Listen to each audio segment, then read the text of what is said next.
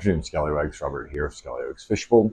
We're hanging out in the actual fish bowl this afternoon. This is our rec room, and we're going to talk about my 55 right here. All right, so this is super early in the morning. This is my 55-gallon, what I was calling the Red and Black tank, because it started out with just some red skirt tetras, some black skirt tetras, some red swords, and a Pleco, and it's kind of grown a lot from that.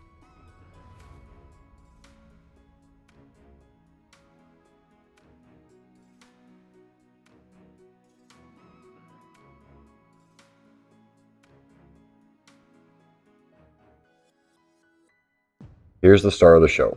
This is a Golden Eye Cichlid. This is the single male that's in here. He's a Nannacara.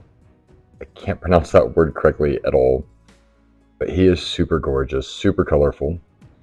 There are a pair of females in here.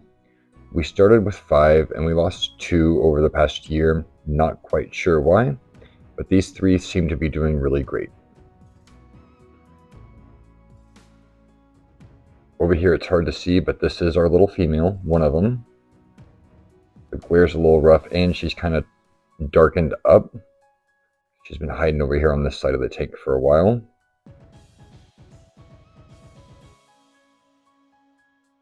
Super cool little fish.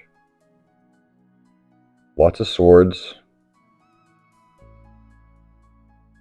We've got some Val in here we can see. Got a lily back there on the far left. Got some crypts. Floating plants. There's no CO2 on this tank at all. It's just a black substrate. There is a base of some sand that you can kind of see showing through a little bit. I do have a little bag of peat moss over there in the bottom right, just to try to kind of buffer that pH a little bit lower. Up here we can see we've got some guppy grass floating with a little baby sword in there.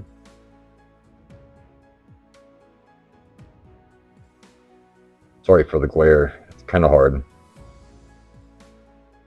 You can see the male there hanging out, and that female over there on the left. And of course, you got them red swords everywhere.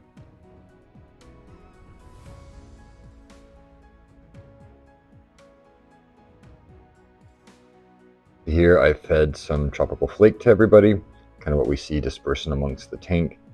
It's one of the foods I will feed this particular tank, just because of everybody's that's in it.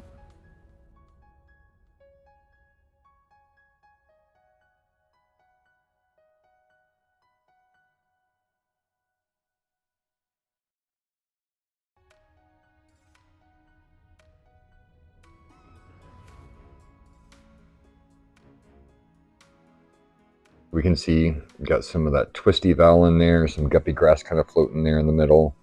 I do have to clean the top off of this tank kind of regularly because the duckweed does get out of hand up there. And it does start to cast some really big shadows, and that'll start to starve some of my lower plants out.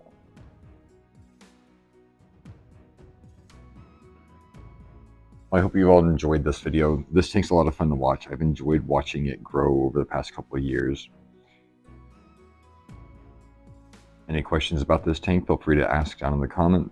As always, thanks for hanging out, Scallywags. Have a great rest of your day.